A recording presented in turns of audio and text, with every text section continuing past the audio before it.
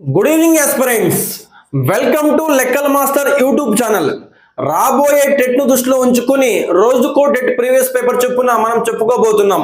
అందులో భాగంగా ఈరోజు 2024 ఫిబ్రవరి 27వ తారీఖు జరిగిన టెట్ పేపర్ 1 మ్యాథ్స్ విభాగంలో ఉన్న 24 ప్రశ్నలను ఈజీ వేలో నాన్ మ్యాథ్స్ అభ్యర్థులు ఏ విధంగా చేయవచ్చో చూద్దాం. Question number 91. ఒక ఆటలో అవినాష్ తన 6 స్నేహితులలో ఒక్కొక్కరి నుండి 5 గోళీలు గెలిచాడు. అయితే అవినాష్ మొత్తం ఎన్ని గోళీలు గెలిచాడు? అవినాష్ అనే క్రీడాకారుడు తన యొక్క 6 మంది స్నేహితుల నుండి ఒక్కొక్కరి నుండి 5 గోళీలు గెలుచుకున్నాడు. మొత్తం స్నేహితులు 6 మంది, ఒక్కొక్కరి నుండి 5 గోళీలు.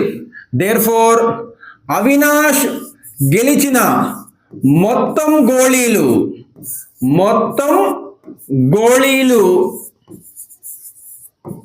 ఈజ్ ఈక్వల్స్ టు 6 మంది ఇంటూ ఒక్కొక్కరి నుంచి 5 గోళీలు, 6×5 30. దేర్ఫోర్ అవినాష్ తన 6 మంది స్నేహితుల నుండి మొత్తం 30 గోళీలు గెలిచాడు. Therefore our option is 4. Question number 92. ఒక సంఖ్య మరియు 5ల లబ్ధం 0 అయితే ఆ సంఖ్య ఎంత? 2 సంఖ్యల లబ్ధం 0 అంటున్నాడు. లబ్ధం అంటే ఇంటూ. ఒక సంఖ్య 5 అంటున్నాడు. మరొక సంఖ్య తెలియదు కాబట్టి నేను x అనుకుంటున్నా. ఒక సంఖ్య x మరియు మరొక సంఖ్య 5, లబ్ధం 0. లబ్ధం అంటే గుణించాలి. Yes, 5 into x is equals to 0. So 5 into x is equals to 5x. 5x is equals to 0. X is equals to 0/5. Yes, x is equals to 0/5. 0/something is equals to 0. అలా కాకుండా something by 0 మనము నిర్వచించలేము, infinity. So బాగా గమనించాలి. 0/something is equals to 0, something by 0 is equals to infinity. So 0/something is equals to 0. Therefore x is equals to 0. So x అంటే ఏంటి? ఆ సంఖ్య x is equals to 0. Therefore our option is 3. Question number 93. 3/7 plus of minus 6/11 plus of minus 8/21 plus 5/22 యొక్క విలువ ఎంత? ఇక్కడ బాగా గమనిస్తే 7, 21, 11, 22. 7 చేత 21 భాగించబడుతుంది. అదేవిధంగా 11 చేత 22 భాగించబడుతుంది. కాబట్టి మనం ఈ విధంగా వాటిని రీఅరేంజ్ చేసుకుందాం. సో బ్రాకెట్లు తొలగిస్తే 3/7 minus 8/21 plus 5/22 minus 6/11. That is equals to, yes, ఈ రెండు ఒకసారి మనము సాల్వ్ చేద్దాం. సో 7, 21. సో 7 చేత 21 భాగించబడుతుంది. ఇందులో పెద్దది 21 కాబట్టి ఈ రెండింటి యొక్క కసాగు 21 అవుతుంది. 21. 7 అనేది 21ని 3 సార్లు భాగిస్తుంది. కాబట్టి లవాన్ని కూడా మనం 3 చేత భాగిస్తే 3 మూళ్ళ 9, మధ్యలోని గుర్తు మైనస్. సో 21 ఒకసారి భాగిస్తుంది. So 8 into 1 is equals to 8 plus 11 అనేది 22ను భాగిస్తుంది. అందులో పెద్ద సంఖ్య 22 కాబట్టి కసాగు 22. 22 అనేది 22ను ఒకసారి భాగిస్తుంది కాబట్టి 1 into 5 is equals to 5. 22ను 11 అనేది 2 సార్లు భాగిస్తుంది. So 2 into 6 is equals to 12. 9లో 8 పోతే 1 1/21 ప్లస్ 5 మైనస్ 12 మైనస్ విలువ ఉన్నది పెద్దది కాబట్టి మైనస్ 7/22. సో హారాలు రెండు వేరు వేరు ఉన్నాయి కాబట్టి మనము గుణించాలి. 21 into 22 is equals to 462. అడ్డగుణాకారం 21 into 1 is equals to 22. మధ్యలోని గుర్తు minus. 21 7s 147. That is equals to plus 22 minus 147. So తీసివేస్తే మైనస్ 125/462. ఈ రెండు సంఖ్యలు వేటి చేత కూడా భాగించబడవు కాబట్టి అలాగే ఉంచేస్తున్నా. Therefore, the final answer is minus 125/462. Minus 125/462. Question number 94. ఒక వ్యాస రచన పోటీలో గెలిచిన వారికి 100 రూపాయలు, గెలవని వారికి 25 రూపాయలు ఇవ్వాలని నిర్వాహకులు నిర్ణయించారు. బహుమతులకై పంచవలసిన మొత్తం 3000 రూపాయలు. పోటీలో మొత్తం పాల్గొన్న వారు 63 మంది. అయితే గెలుపొందిన వారి సంఖ్య ఎంత? ఒక పాఠశాలలో ఒక వ్యాస రచన పోటీ నిర్వహించారు. అందులో మొత్తం పాల్గొన్న వారు 63 మంది. ఈ 63 మందిలో కొంతమంది గెలిచారు, కొంతమంది ఓడిపోయారు. సో గెలిచిన వారికి ఒక్కొక్కరికి 100 రూపాయలు, ఓడిపోయిన ఒక్కొక్కరికి 25 రూపాయలు ఇవ్వాలని నిర్ణయించారు. ఇలా గెలిచిన వారికి మరియు ఓడిన వారికి ఇవ్వుటకు గాను 3000 రూపాయలు కేటాయించారు. ఆ 3000 రూపాయల్లో నుండి గెలిచిన వారికి 100 రూపాయలు, ఓడిన వారికి 25 రూపాయలు ఇవ్వాలని నిర్ణయం తీసుకున్నారు. అయితే ఎంతమంది గెలిచారు? ఎస్, ఇక్కడ విన్ అయిన వాళ్ళను నేను ఎక్స్ అనుకుంటున్నాను, ఓడిపోయిన వారిని నేను వై అనుకుంటున్నా. ఎస్, విన్ అయిన వాళ్ళు ఎక్స్, ఓడిపోయిన వారు వై. ఎస్, విన్ అయిన వాళ్ళు ఎక్స్. సో ఒక్కొక్కరికి 100 రూపాయలు, ఓడిపోయిన వారు వై, ఒక్కొక్కరికి 25 రూపాయలు. సో ఓడిన వారు ప్లస్ గెలిచిన వారుకి కలిపి 3000 రూపాయలు అందిస్తున్నారు. సో ప్లస్ ఇద్దరికి కలిపి that is equals to 3000. 100 into x is equals to 100x. 25 into y is equals to 25y. That is equals to 3000. So ఇందులో కూడా 25 ఉంది, ఇందులో కూడా 25 ఉంది. సో 25ని కామన్ తీస్తే 25, 100 నుంచి 25 బయటకు వస్తే లోపల 4 ఉంటుంది, 4x ప్లస్ 25 నుంచి 25 బయటకు వస్తే 1 ఉంటుంది, 1 into y is equals to y. That is equals to 3000. 25 1 जा 25 120 जा therefore 4x plus y is equals to 120.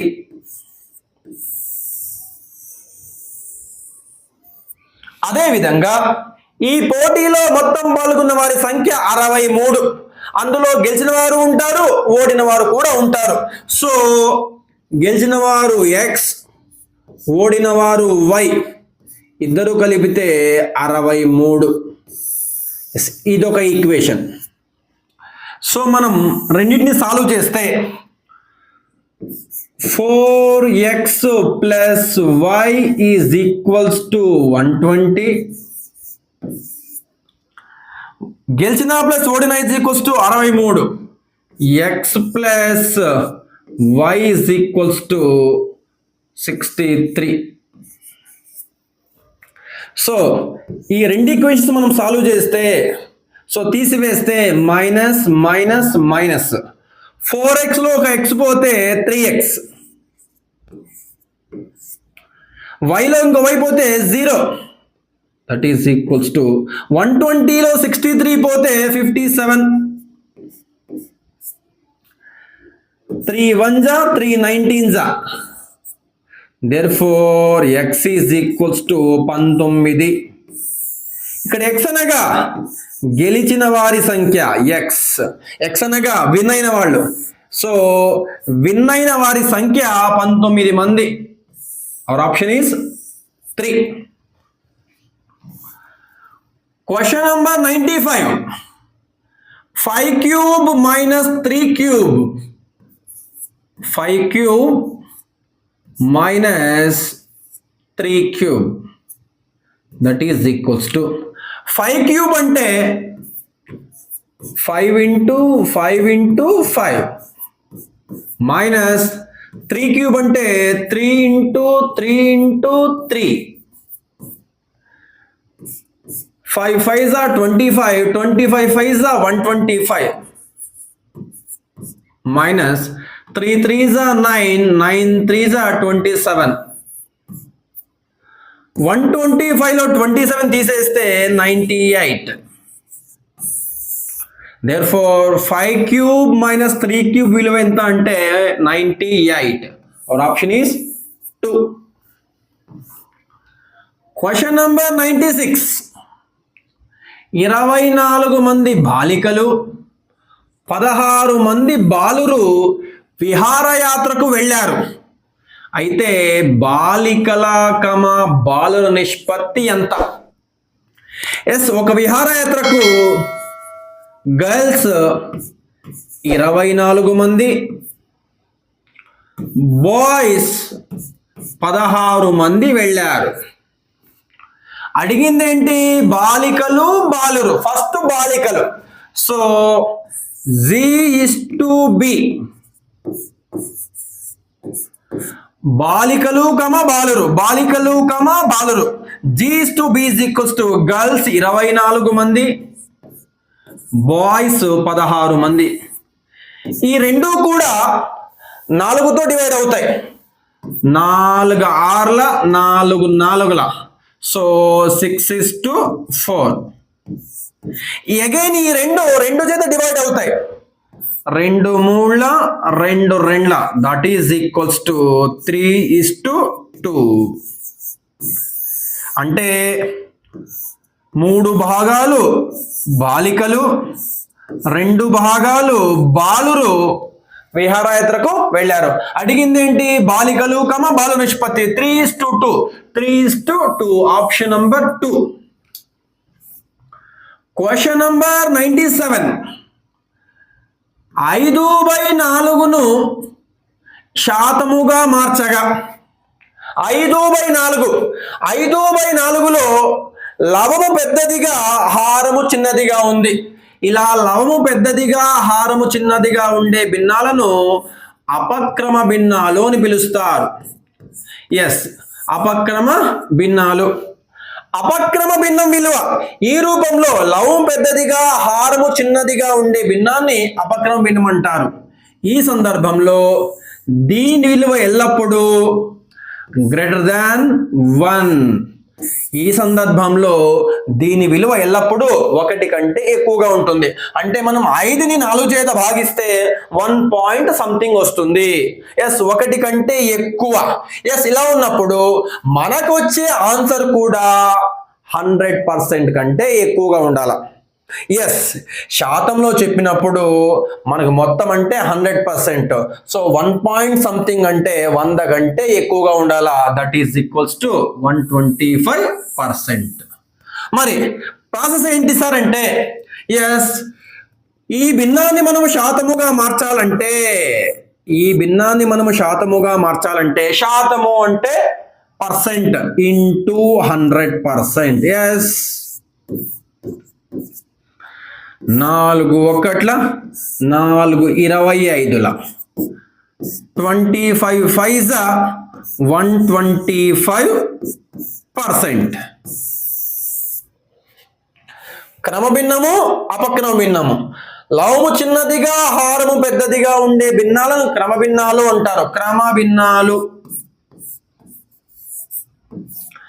లవము పెద్దదిగా హారము చిన్నదిగా లేదా లవహారాలు సమానంగా ఉండే భిన్నాలను అపక్రమ భిన్నాలు అని పిలుస్తారు. క్రమ భిన్నాల విలువ ఎల్లప్పుడూ <1 1 కంటే తక్కువ. అపక్రమ భిన్నాలు 2 రకాలుగా ఉంటాయి, ఈ విధంగా మరియు ఈ విధంగా. ఈ విధంగా ఉన్నప్పుడు ఈ భిన్నం విలువ ఎల్లప్పుడూ <1 1 కంటే ఎక్కువ. ఈ విధంగా ఉన్నప్పుడు దీని విలువ ఎల్లప్పుడూ 1కి సమానం. సో ఇచ్చింది అపక్రమ భిన్నము కాబట్టి 1 కంటే ఎక్కువగా ఉంటుంది. ఇక్కడ 1 అంటే 100%. సో 100% కంటే ఎక్కువ ఉన్న విలువ 1 మాత్రమే ఉంది కాబట్టి మనం ప్రాసెస్ చేయకుండానే ఆన్సర్ అనేది 125% అని చెప్పవచ్చు. Question number 98. ఒక దుకాణంలో ఒక జత స్కేటింగ్ బూట్ల ఖరీదు 450 రూపాయలు. ఒక జత అనగా 2 వస్తువులు. ఇక్కడ ఒక జత బూట్లు, ఒక జత స్కేటింగ్ బూట్లు అంటే ఒక జత అంటే 2 షూస్, అంతేగాని ఒక షూ కాదు, 2 shoes. 2 shoes is equals to 450. దానిపై 5% అమ్మకపు పన్ను విధించినచో చెల్లించవలసిన బిల్లు మొత్తం ఎంత? అంతకంటే ముందు మనం బిల్లు మొత్తం అంటే ఏమిటి, అమ్మకపు పన్ను అంటే ఏమిటి అనే విషయం గురించి ఒకసారి చూద్దాం. ఎస్, ఇది ఒక హోటల్లో ఇచ్చిన బిల్లు. ఇందులో పొంగల్ 50 రూపాయలు, కాఫీ 25 రూపాయలు. సో మనం తిన్న ఆహార పదార్థాల యొక్క అసలు ధర 75 రూపాయలు. పొంగల్ 50 రూపాయలు, కాఫీ 25 రూపాయలు, మొత్తం 75 రూపాయలు. మనం బిల్ కౌంటర్లోకి వెళ్ళి 75 రూపాయలు ఇస్తే కౌంటర్లో స్వీకరించరు.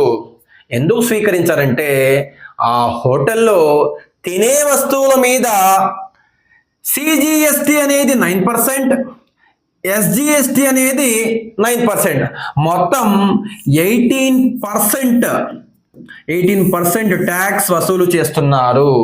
అంటే మీరు ఎంతైతే తిన్నారో దాని మీద మనం 18% అదనంగా చెల్లించాలి. మనం కౌంటర్ దగ్గరికి వెళ్ళి బిల్లు కట్టాలంటే మనం కట్టవలసిన బిల్లు మొత్తం ఎంత అంటే 88 రూపాయల 50 పైసలు. వాస్తవానికి మనం తిన్నది 75 రూపాయలకు, కానీ మనం కడుతున్న బిల్లు మొత్తం 88 రూపాయల 50 పైసలు. ఏదైతే అదనంగా ఉందో అదంతా కూడా మనం పన్నుగా భావించవచ్చు. ఎస్, ఈ సందర్భంలో వస్తువు యొక్క అసలు ధర ఎల్లప్పుడూ 100%. సో మనం తిన్న ఆహార పదార్థాల యొక్క అసలు ధర 100%. సో 18% ట్యాక్స్ కలుపుకుంటే మనం 118% బిల్లు కట్టవలెను.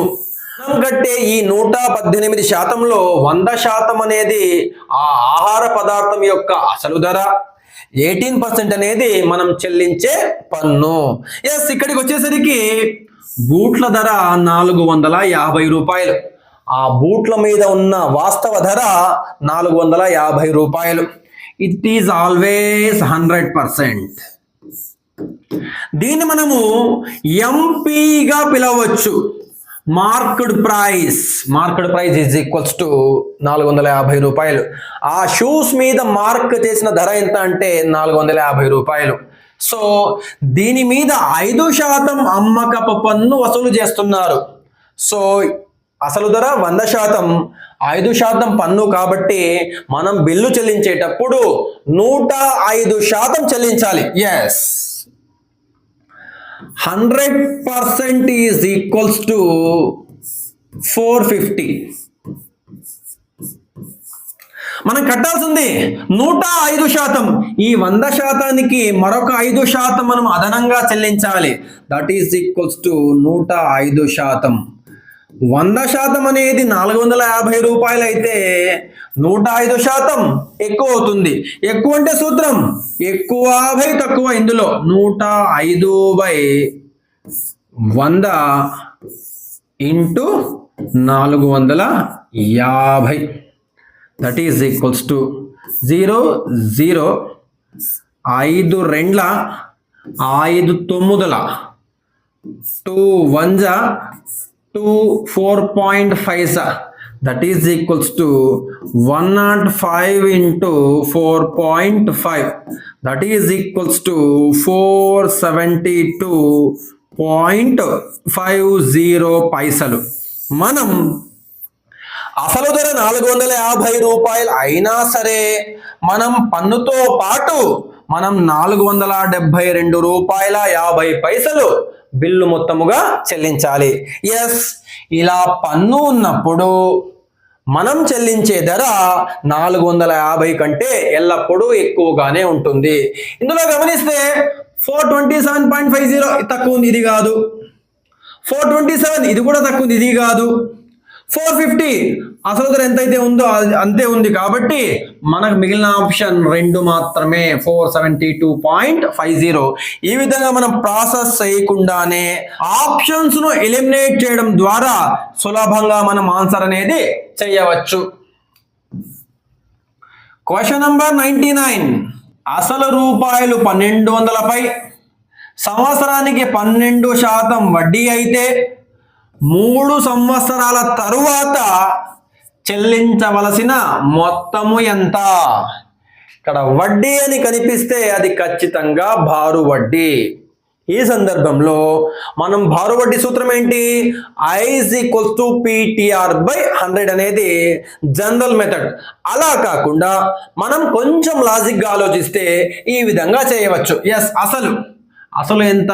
1200. అసలు ఈజ్ ఆల్వేస్ 100%. మనం అప్పుగా తీసుకున్న సొమ్ము always 100%. That is equals to 1200. మనం 1200 రూపాయలను 12% వడ్డీ రేటుకు అప్పుగా తీసుకుంటే 1 ఇయర్ తర్వాత మనం అప్పు చెల్లించాలంటే మనం తీసుకున్న 100% ప్లస్ 1 ఇయర్కి రేట్ ఆఫ్ ఇంట్రెస్ట్ 12%. సో మొత్తం మీద 112% చెల్లించాలి 1 ఇయర్కి అయితే. ఒకవేళ మనం 2 ఏళ్ల తర్వాత అప్పు తీర్చాలంటే మనం తీసుకున్న అసలు అనేది 100%, 1 ఇయర్కి 12%, ఇంకొక ఇయర్కి ఇంకో 12%. సో 2 ఏళ్ల తర్వాత అయితే 100 plus 12 plus 12 that is equals to 124% చెల్లించాలి. 3 ఏళ్ల తర్వాత అయితే మనం తీసుకున్న అసలు 100%, 1 ఇయర్కి 12% వడ్డీ, ఇంకో 1 ఇయర్కు ఇంకో 12% వడ్డీ, ఇంకో 1 ఇయర్కు ఇంకో 12% వడ్డీ. సో మొత్తం మీద మనము 136% చెల్లించాలి. 1 ఇయర్ తర్వాత అయితే 112%. ఈ 112లో 100% అనేది అసలు, 12 అనేది 1 సంవత్సరానికి వడ్డీ. 2 ఇయర్స్ తర్వాత అయితే మనం 124% చెల్లించాలి. ఈ 124%లో 100% అనేది అసలు, 12% అనేది 1 ఇయర్కు, ఇంకో 12% అనేది ఇంకో ఇయర్కు. 3 ఏళ్ల తర్వాత అయితే మనం 136% చెల్లించాలి. ఈ 136%లో 100% అనేది అసలు, 12%, 12%, 12% అనేది 3 ఏళ్లకు వడ్డీ. సో ఇక్కడ అడిగింది ఏంటి? 3 ఏళ్ల తర్వాత ఎంత చెల్లించాలి? ఎస్, అసలు is always 100%. 100% is equals to 1200. మనం 3 ఏళ్ల తర్వాత ఎంత చెల్లించాలి? అసలు ప్లస్ 3 వడ్డీలు, దట్ ఈజ్ ఈక్వల్స్ టు మొత్తం 3 ఏళ్ల తర్వాత మనం చెల్లించాల్సిన మొత్తం is equals to 136%. That is equals to 100% is equals to 1200 అయితే 136% ఎక్కువ అవుతుంది. ఎక్కువ అంటే ఫార్ములా ఎక్కువ బై తక్కువ. ఇందులో 136 by 100 into 1200. 0000 cancel, that is equals to 136 into 12. That is equals to 1632 రూపాయలు. అంటే 3 ఏళ్ల తర్వాత మనము అప్పు మొత్తం తీర్చాలంటే 1632 రూపాయలు తిరిగి చెల్లించాలి. ఈ 1632లో 1200 అనేది అసలు అవుతుంది, 432 అనేది వడ్డీ అవుతుంది. So our option is 1632. Question number 100. 17/4 యొక్క మిశ్రమ భిన్నము. 17/4 మనము పరిశీలిస్తే లవం పెద్దదిగా, హారం చిన్నదిగా ఉంది. ఇటువంటి వాటిని మనము అపక్రమ భిన్నాలు అని పిలుస్తాం. అపక్రమ భిన్నాలు. ఎస్, 7/3 అనేది అపక్రమ భిన్నం. 7ను 3 చేత భాగిస్తే మనకు వచ్చేది 2 1/3. ఇది అపక్రమ భిన్నము, ఇది మిశ్రమ భిన్నము. 2 1/3 అనేది మిశ్రమ భిన్నము.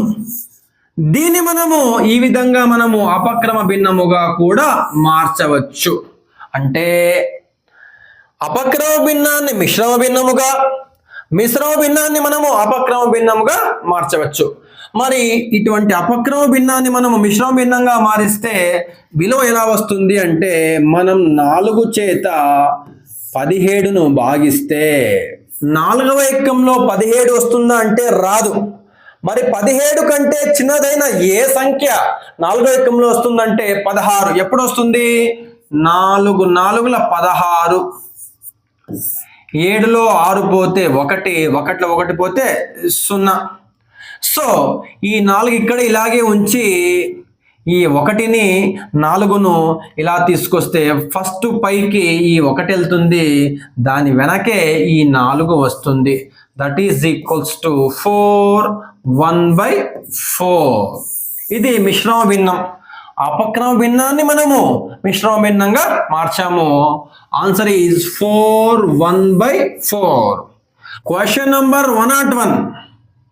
ఒక బ్యాట్స్మెన్ 6 ఇన్నింగ్స్లలో చేసిన పరుగుల సంఖ్య క్రింది విధంగా ఇవ్వబడింది.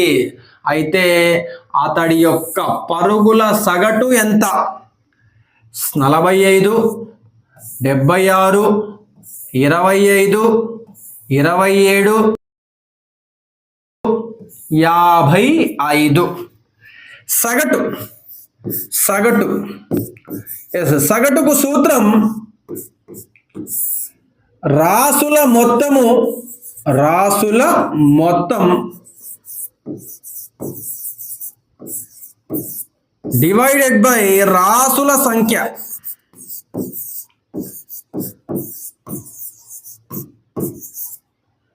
ఎస్, రాసుల మొత్తం అంటే పరుగుల మొత్తం. ఎస్, 45 ఒక 55 100, 25 ఒక 27 52, 52 ఒక 18 70, 76 146 plus 100 that is equals to 246 by మొత్తం ఎన్ని ఇన్నింగ్స్ లో 6 ఇన్నింగ్స్ 6తో 6 నాలుగుల 24 6 ఒకట్ల దేర్ఫోర్ అతడి యొక్క సగటు పరుగులు 41. Our option is 2. Question number 102. 7 సెంటీమీటర్ల పొడవు గల భుజము గల చతురస్రం యొక్క చుట్టుకొలత కనుగొనుము. ఈ విధంగా ఒక చతురస్రం ఉంది, ఒక స్క్వేర్ ఉంది, దాని యొక్క భుజం పొడవు 7 సెంటీమీటర్లు. 7 సెంటీమీటర్లు. ఎస్, ఈ విధంగా 7 సెంటీమీటర్లు భుజముగా ఉండే ఒక చతురస్రం ఉంది. అన్ని భుజాలు సమానంగా ఉండే పటాన్ని మనము చతురస్రం అని పిలుస్తాము. మనకు కావాల్సింది చుట్టుకొలత. ఎస్, చుట్టుకొలత పేరులోనే ఉంది. చుట్టూ ఉండే అన్ని కొలతల మొత్తమే దాని చుట్టుకొలత. ఈ పటానికి చుట్టూ 4 కొలతలు ఉన్నాయి. సో 4 ఇంటూ భుజాలు that is equals to 4a. Therefore చతురస్రం చుట్టుకొలత, చతురస్రం చుట్టుకొలత is equals to formula 4a. ఇక్కడ ఏ అనగా భుజం. భుజం ఏ ఇచ్చాడు కాబట్టి ఏ ప్లేస్ మనం 7 రాసుకోవచ్చు. That is equals to 4 into 7. 7 నాలుగుల 28. ఎస్, సెంటీమీటర్లు కాబట్టి 28 centimetres. So our option is second. ఒకవేళ ఇదే ప్రశ్నలో ఈ చతురస్రం యొక్క వైశాల్యం అడిగితే, చతురస్రం వైశాల్యం, చతురస్ర వైశాల్యం, ఎస్, చతురస్ర వైశాల్యం సూత్రం ఏ స్క్వేర్ లేదా భుజము స్క్వేర్. ఎస్, ఏ బదులుగా మనం 7 రాసుకుంటే 7 స్క్వేర్. 7 స్క్వేర్ అంటే 49. వైశాల్యము కాబట్టి చదరపు సెంటీమీటర్లు అని మనము రాయవలసి ఉంటుంది. Question number 103. 4 లంబకోణాలు కలిగిన రాంబస్ ను ఏమని పిలుస్తారు? ఎస్, రాంబస్ అనేది ఈ విధంగా ఉంటుంది. రాంబస్ లో 4 భుజాలు సమానంగా ఉంటాయి. రాంబస్ లో ఎదురెదురు కోణాలు సమానం. ఈ కోణము ఈ కోణము సమానము, ఈ కోణము ఈ కోణము సమానము. రాంబస్ లో 2 కర్ణాలు ఉంటాయి, వాటి పొడవులు సమానము కాదు. ఈ విధంగా ఉండే పటాన్ని మనము రాంబస్ అని పిలుస్తాం. 4 భుజాలు సమానం, ఎదురెదురు కోణాలు సమానం, కర్ణాలు సమానం కాదు. ఎస్, ఈ 3 ధర్మాలను రాంబస్ అనేది పాటిస్తుంది. ఎస్, ఈ విధంగా రాంబస్ ఉంటుంది. ఎస్, ఇందులో మనం కోణాలు గమనిస్తే, కోణాలు ఈ కోణము ఈజ్ ఈక్వల్స్ టు ఈ కోణము, ఈ కోణము ఈజ్ ఈక్వల్స్ టు ఈ కోణము. ఇందులో ఏ కోణము కూడా 90 డిగ్రీలు లేదు. మరి మనం ఇప్పుడు ఇందులో ఉన్న కోణాలని మనము 90గా మారిస్తే ఈ విధంగా మారిపోతుంది. ఈ విధంగా ఎలా మారింది? చతురస్రముగా మారింది. 90 90 90 90. ఎస్, 4 లంబ కోణాలు ఉన్నాయి. 4 లంబ కోణాలు కలిగిన రాంబస్ ను మనం చతురస్రముగా పిలుస్తారు. చతురస్రం, స్క్వేర్. స్క్వేర్. Question number 104. దీర్ఘ ఘనమునకు గల మొత్తం తలాల సంఖ్య క్యూబాయిడ్ లో ఎన్ని ఫేసెస్ ఉంటాయి? ఎస్, దీర్ఘ ఘనము పొడవు, వెడల్పు, ఎత్తులు, ఈ 3 కొలతలు వేరువేరుగా ఉండే త్రిమితీయ ఆకారాన్ని దీర్ఘఘనముగా పిలుస్తారు. ఈ దీర్ఘఘనములో ఏవైతే షార్ప్గా ఉన్నాయో అవన్నీ కూడా శీర్షాలు. మనం శీర్షాలు గమనిస్తే 1 2 3 4 5 6 7 8. దేర్ఫోర్ శీర్షాలు 8 ఉంటాయి. తలాల విషయానికి వచ్చేసరికి పైన ఒక తలము, కింద ఒక తలము, లెఫ్ట్ ఒక తలము, రైట్ ఒక తలము, ముందొక తలము, వెనకొక తలము, మొత్తం 6 తలాలు.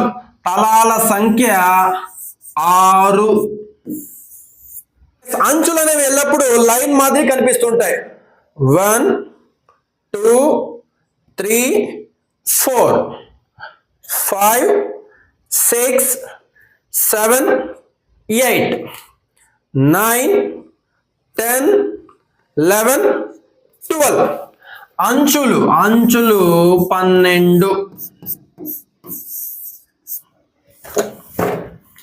ఈ పటంలో ఇక్కడ ఏదైతే గ్రీన్ కలర్ లో కనిపిస్తున్నాయో అవన్నీ కూడా అంచులు. ఇక్కడ ఏవైతే రెడ్ కలర్ లో కనిపిస్తున్నాయో అవన్నీ కూడా శీర్షాలు. ఇక్కడ ఏవైతే బ్లూ కలర్ లో కనిపిస్తున్నాయో అవన్నీ కూడా తలాలు. ఈ విధంగా దీర్ఘగణంలో శీర్షాలు 8, తలాలు 6, అంచులు 12 ఉంటాయి. అదే విధంగా ఈ విధంగా ఉండే ఆకారాన్ని మనము సమఘనము లేదా ఘనము, క్యూబ్ అని పిలుస్తారు. ఇందులో ఇక్కడ ఏదైతే బ్లూ ఉందో ఇదొక తలము, ఇదొక తలము, ఇదొక తలము. ఈ విధంగా ఘనంలో కూడా తలాలు 6 ఉంటాయి. మరి శీర్షాలు గమనిస్తే 1 2 3 4, పైన 4, కింద కూడా 4, శీర్షాలు కూడా 8 ఉంటాయి. అంచుల విషయానికి వచ్చేసరికి 1 2 3 4, పైన 4, కింద 4, నిలువుగా 9 10 11, వెనక 12, మొత్తం మీద 12 అంచులు ఉంటాయి. ఘనములో కావచ్చు, దీర్ఘగణంలో కావచ్చు, శీర్షాల సంఖ్య సమానము, తలాల సంఖ్య సమానము, అంచుల సంఖ్య కూడా సమానము. అడిగిందేంటి? దీర్ఘగణములో తలాల సంఖ్య ఈజ్ ఆప్షన్ నంబర్ 3. నంబర్ 105. లంబ కోణము కన్నా పెద్దది మరియు సరళ కోణము కన్నా చిన్నది అయితే ఆ కోణము విలువ ఎంత? ఎస్, 0 డిగ్రీల కోణాన్ని శూన్య కోణము అని పిలుస్తారు. 90 డిగ్రీల కోణాన్ని లంబ కోణము అని పిలుస్తారు. 180 డిగ్రీల కోణాన్ని సరళ కోణము అని పిలుస్తారు. 360 డిగ్రీల కోణాన్ని సంపూర్ణ కోణం అని పిలుస్తారు.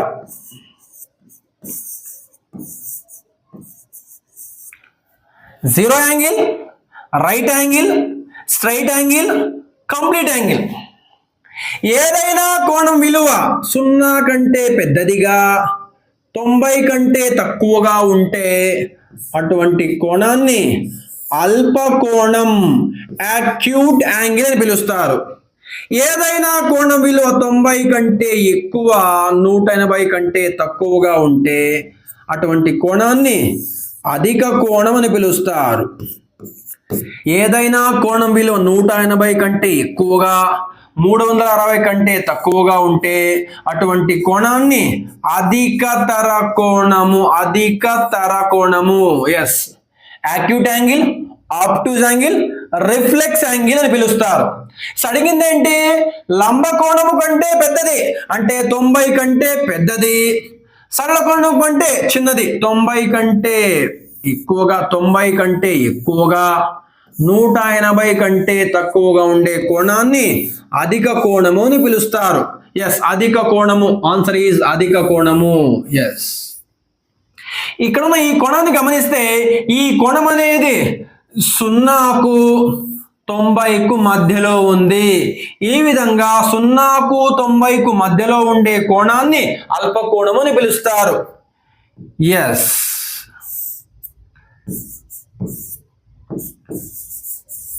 ఈ కోణం విలువ 90 కంటే ఎక్కువగా 180 కంటే తక్కువగా ఉంది. ఇటువంటి కోణాన్ని అధిక కోణము అని పిలుస్తారు. Question number 106. రేఖాఖండమునకు గల చివరి బిందువుల సంఖ్య ఎస్. ఒక తలంలో ఉండే ఏవైనా రెండు బిందువులను కలిపే కనిష్ట దూరాన్ని రేఖాఖండం అని పిలుస్తారు. రేఖాఖండం, ఇంగ్లీష్లో లైన్ సెగ్మెంట్ అంటారు. దీనికి రెండు అంత్య బిందువులు ఉంటాయి, ఒక అంత్య బిందువు మరొక అంత్య బిందువు. ఇక్కడ బాణం గుర్తులు ఉండవు. ఇందులో ఉండే అంత్య బిందువుల సంఖ్య 2, బాణం గుర్తులు ఉండవు. ఈ రేఖాఖండాన్ని ఒకవైపు అనంతంగా పొడిగిస్తే, ఒకవైపు మాత్రమే అనంతంగా పొడిగిస్తే ఏర్పడు దానిని కిరణం, ఇంగ్లీష్లో రే అని పిలుస్తారు.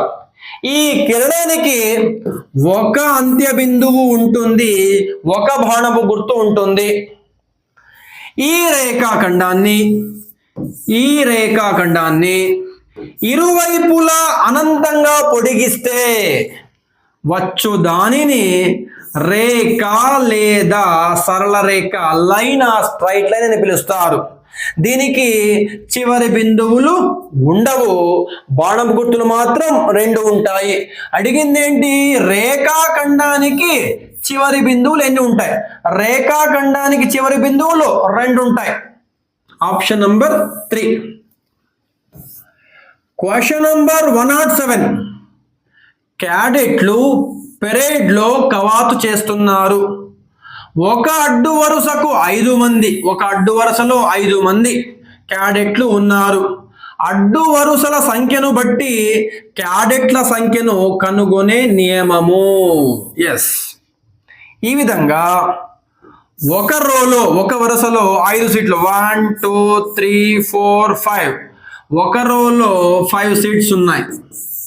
మరి ఈ థియేటర్లో 2 రోస్ ఉంటే ఇంకో 5 ఉంటాయి, 3 రోస్ ఉంటే ఇంకో 5, 4 రోస్ ఉంటే ఇంకో 5. ఈ థియేటర్లో ఒక వరుసకు 5 మంది ఉన్నారు. ఇలాంటి వరుసలు ఎన్ని ఉన్నాయి అంటే 1 2 3 4. సో ఆ థియేటర్లో ఉండే మొత్తం సీట్ల సంఖ్య 20. ప్రాబ్లంలో ఒక వరుసకు 5 మంది. సో 2 వరుసలు ఉంటే 5 × 2, 5 × 2 10. 3 వరుసలు ఉంటే 5 × 3 15. 4 వరుసలు ఉంటే 5 × 4 20. ఇక్కడ మనకు ఎన్ని వరుసలో తెలియదు కాబట్టి మనం సింపుల్ గా n రాసుకుందాం. 5 × n = 5n. Therefore our option is 2. Question number 108. 10x² minus 18x³ plus 14x⁴. ఈ పదం అనేది 2 చేత భాగించబడుతుంది. 18 2 చేత భాగించబడుతుంది, 14 కూడా 2 చేత భాగించబడుతుంది. అంటే అన్నిట్లో కూడా 2 కామన్ గా ఉంది. అదే విధంగా ఇక్కడ x⁴ ఉంది, ఇందులో కూడా x⁴ ఉంది. xల సంఖ్య x × x × x ఇలా 3 ఉన్నాయి. ఇక్కడికి వచ్చేసరికి ఇక్కడ కూడా x⁴ ఉంది, x² × x². సో మొత్తం మీద ఇందులో కామన్ గా అన్నిట్లో 2 ఉంది, అన్నిట్లో x² ఉంది. సో మనం 2x² ని కామన్ తీస్తే 10 నుంచి 2 బయటికి లాగితే ఇంకా 5 ఉంటుంది, 5. x² నుంచి మనం x² బయట లాగితే ఇంకేముండదు, మైనస్. ఈ 18 నుంచి మనం 2 లాగితే ఇంకా 9 ఉంటుంది, 9 × 2 = 18. x³ నుంచి x² బయటకు వస్తే ఇంకొక x ఉంటుంది, ప్లస్. ఈ 14 నుంచి మనం 2 బయటికి లాగితే ఇంకా 7 ఉంటుంది, 7 × 2 = 14. ఈ x⁴ లో నుంచి మనం x² బయట లాగితే ఇంకా x⁴ ఉంటుంది, x⁴. So our answer is 2x² అనేది ఒకటే ఉంది కాబట్టి that is our answer. Question number 109. 2⁵ divided by 2⁸ whole power 5 into 2⁻⁻5. 2⁵ divided by 2⁸ whole power 5 into 2⁻⁻5. ముందుగా మనం బోర్డ్ మాస్ నియమం ప్రకారం బ్రాకెట్ చేయాల్సి ఉంటుంది. ఎస్, ఈ రెండు మనం గమనిస్తే a⁻m divided by a⁻n, a⁻m divided by a⁻n is equals to a⁻m-n, that is equals to 2⁻5-8 whole power 5 into 2⁻⁻5. ఇక్కడ 5 నుంచి 8 తీసేస్తే -3 వస్తుంది. 2⁻⁻3 whole power 5 into 2⁻⁻5. a⁻m whole power n that is equals to a⁻mn, రెండు గుణించాల, that is equals to 2⁻3×15 into 2⁻⁻5. a⁻m into a⁻n is equals to a⁻m+n, a⁻m into a⁻n is equals to a⁻m+n, that is equals to 2⁻15 - 5, that is equals to 2⁻-20, 2⁻-20, 2⁻-20. Question number 110. t యొక్క 3/4 వంతులు 15కు సమానము. t యొక్క 3/4 వంతులు దేనికి సమానము? 15కు సమానం అంటున్నాడు. 3 × t 3t, 3t/4 that is equals to 15, 3t/4 that is equals to 15. Question number 111. 703 సెంటీమీటర్లను మీటర్లలోకి మార్చాలి. ఏమంటున్నాడు? 703 సెంటీమీటర్లు అనగా డాష్ మీటర్లు. ఎస్, సెంటీమీటర్లు మీటర్లోనే మనం చెబుతున్నామంటే ఇది దూరమానము. దూరమానంలో ప్రామాణిక కొలత మీటరు, మధ్య భాగంలో మీటర్ ఉంటుంది. ఎస్, మీటర్ కంటే పెద్దది డెకామీటరు, డెకామీటర్ కంటే పెద్దది హెక్టామీటరు, హెక్టామీటర్ కంటే పెద్దది కిలోమీటరు, మీటర్ కంటే చిన్నది డెసిమీటర్, సెంటీమీటర్, మిల్లీమీటర్. ఎస్, ఏమంటున్నాడు? 703 సెంటీమీటర్లు ఇచ్చాడు. సెంటీమీటర్లో సెంటీమీటర్ దగ్గర ఒక లైన్ గీసి, సెంటీమీటర్ కుడి భాగంలో ఒక లైన్ గీస్తే సెంటీమీటర్ వస్తుంది. ఎన్ని సెంటీమీటర్లు? 703. బాగా గమనించు, 703. ఒక్కొక్క బాక్స్ కింద ఒక్కొక్క మనం అంకె రాస్తే 703 ఇలా రాసాం. 703 సెంటీమీటర్లు మనం దేంట్లోకి మార్చాలా? మీటర్లలోకి. ఎస్, మీటర్ ఇక్కడ ఉంది. మీటర్ పక్క మనం పాయింట్ ఉంచుకుంటే 7.03 మీటర్లు. Question number 112. 1 గంట 12 నిమిషాల 10 సెకండ్లను సెకండ్లలోకి మార్చండి. 1 గంట 12 నిమిషాలు 10 సెకండ్లు. ఎస్, 1 గంట అంటే 60 నిమిషాలు. ఈ 60 నిమిషాలు మరీ మనం సెకండ్లోకి మారిస్తే 60 ఇంటూ 1 నిమిషానికి 60 సెకండ్లు, దట్ ఈజ్ ఈక్వల్స్ టు 3600 సెకండ్లు. 12 నిమిషాలు, నిమిషాలను మనం సెకండ్లోకి మారిస్తే 1 నిమిషం అంటే 60 సెకండ్లు, 12 72, సో 720 సెకండ్లు. ఇవి ఒక 10 సెకండ్లు. మొత్తం 3 కలిపితే 3600 ప్లస్ 720 ప్లస్ ఒక 10, దట్ ఈజ్ ఈక్వల్స్ టు 0 3 4 3 4330 సెకనులు. 4330 సెకనులు. Question number 113. ఘనపరిమాణం 625 సెంటీమీటర్ క్యూబ్, ఎత్తు 25 సెంటీమీటర్లు కలిగిన దీర్ఘఘనం యొక్క భూవైశాల్యము ఎంత? ఈ విధంగా పొడవు, వెడల్పు, ఎత్తులు వేరువేరుగా ఉండే ఆకారాన్ని దీర్ఘఘనము అని పిలుస్తారు. దీని యొక్క ఘనపరిమాణం volume V is equals to formula ఏంటంటే LBH. ఎంత ఇచ్చాడు? 625. పరిమాణం లేదా సామర్థ్యం ఈజ్ ఈక్వల్స్ టు 625. అదేవిధంగా H ఈజ్ ఈక్వల్స్ టు 25 అని ఇచ్చాడు. ఇక్కడ H అంటే ఇది H, ఇక్కడ ఇది H, ఇది H. H is equals to 25 ఇచ్చాడు. అయితే ఈ దీర్ఘఘనం యొక్క భూవైశాల్యము అంటే క్రింది భాగం, ఈ వైశాల్యం కావాలి. ఇది ఏ ఆకారంలో ఉంది? ఇది దీర్ఘచతురస్రాకారంలో ఉంది. కాబట్టి దీని యొక్క వైశాల్యం ఫార్ములా L/B. Therefore భూవైశాల్యం సూత్రం ఏంటంటే L/B. ఇక్కడ ఏదైతే గ్రీన్ కలర్ లో కనిపిస్తున్నదో ఇదే భూవైశాల్యం. సో మన దగ్గర LBH ఉంది, H కూడా ఉంది.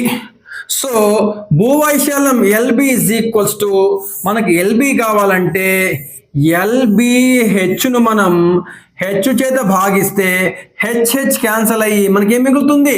LB మిగులుతుంది. సో LBH విలువ ఎంత ఇచ్చాడు? 625. H విలువ ఎంత ఇచ్చాడు? 25. 25 1 जा 25 25 जा. Therefore భూవైశాల్యం ఈజ్ ఈక్వల్స్ టు 25. వైశాల్యము కాబట్టి చదరపు సెంటీమీటర్లు. ఆన్సర్ ఈజ్ 25 చదరపు సెంటీమీటర్లు. Question number 114. 28 సెంటీమీటర్లు వ్యాసముగా గల వృత్తం యొక్క వృత్త పరిధి ఎంత? వృత్త పరిధి, circumference of a circle, nothing but వృత్తం యొక్క చుట్టుకొలత ఎంత అంటున్నాడు. మరి ఏమిచ్చాడు? వ్యాసం ఇచ్చాడు. ఎస్, వృత్తంలో మనం దీన్ని వ్యాసముగా పిలుస్తాము. వ్యాసం, దీన్ని మనము డి ఫర్ డయామీటర్ అని పిలుస్తాము. దానికి సూత్రం ఏంటి? వ్యాసము D is equals to 2R, that is equals to 28 ఇచ్చాడు. దీన్ని మనము వ్యాసార్థం దాన్ని మనము R ఫర్ రేడియస్ గా పిలుస్తాం. 2R is equals to 28 అయితే మనకు కావాల్సింది ఒక R is equals to 14 అవుతుంది. వ్యాసము 28 అయితే వ్యాసార్థము 14 అవుతుంది. మనకు కావాల్సింది వృత్త పరిధి circumference of a circle C is equals to formula 2πr. 2 అలాగే రాస్తున్నా, పై బదులుగా 22/7 రాస్తున్నా, R బదులుగా 14 రాస్తున్నా. 7 ఒకట్ల 7 రెండ్ల 22 రెండ్ల 44, 44 రెండ్ల 88 సెంటీమీటర్లు. Therefore ఆన్సర్ ఈజ్ 88 సెంటీమీటర్లు. నేను చేస్తున్న TET previous paper explanation videos మీకు నచ్చినట్లయితే please do subscribe, like, comment and share my videos.